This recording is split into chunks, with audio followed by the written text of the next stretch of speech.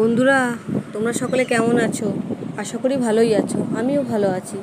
অনেক দিন ভিডিও দিতে পারি না ঠিকঠাক মতন, তাই ভাবলাম তোমাদের সঙ্গে একটু শেয়ার করি। আমার মতন কারা কারা এরকম চিকেন কষা পছন্দ করো, লাল লাল ঝাল ঝাল, কমেন্ট করে জানিও। আর ভিডিও দিতে পারি না গো বন্ধুরা আগের মতন, আমার ফোনটা তো খারাপ হয়ে গেছে তাই।